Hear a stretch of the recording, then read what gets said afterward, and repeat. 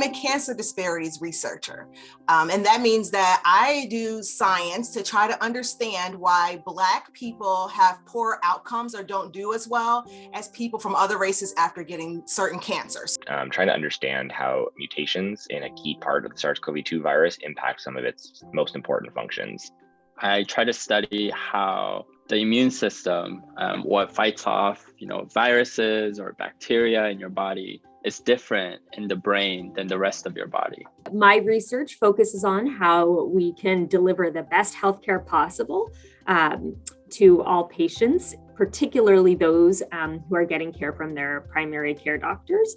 And then also how we keep all of our doctors as happy and healthy as possible so that they are doing the best job they can.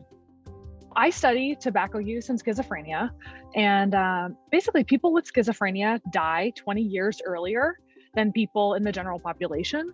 And this is largely due to illnesses that are associated with their tobacco use. And so I have sought to identify schizophrenia-specific brain networks that are associated with cigarette use. And I really like cooking and making cocktails and, having friends over for potlucks, which is, beginning to be a thing again, which is exciting. Outside of the lab, I like to spend time with friends and when it's nice outside, spend time outside exploring Boston. My favorite thing to do outside of the lab is honestly spend my time with my wife and my dog, Momo, and go hiking or go just barbecue and grill. I love to sing. I sing at my church. And so since COVID, we haven't been together, but I really miss that. I also love watching Hallmark and The Office. And I love working out and watching my son play ice hockey. When I'm not in the lab, I enjoy spending time with my husband and my new baby. We love spending time outside. So we love to go on walks, go on hikes, and we go to the zoo just about every weekend. I think in 7th grade, we had to do a science fair project. And I think I like my parents and I somehow got algae that glowed from, I don't even remember where near our home. And it lived in our house and I did some kind of project with it. And I remember thinking it was really cool. And in retrospect, I'm really sorry that I made my parents house luminescent algae in our house, but maybe that was it. Maybe that was the bug.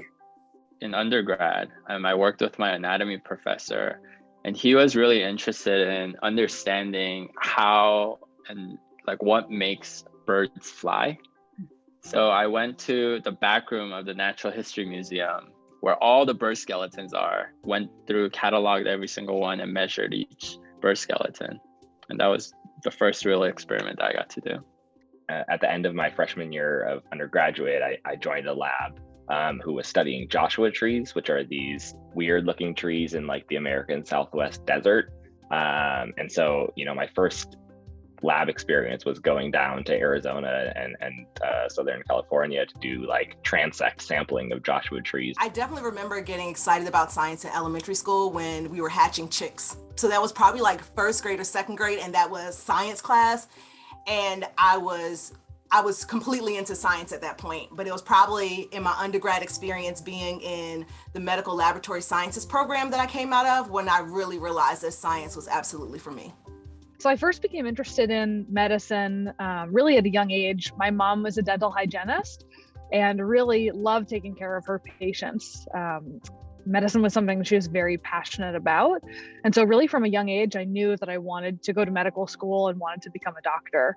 But it really was her as the inspiration for it all.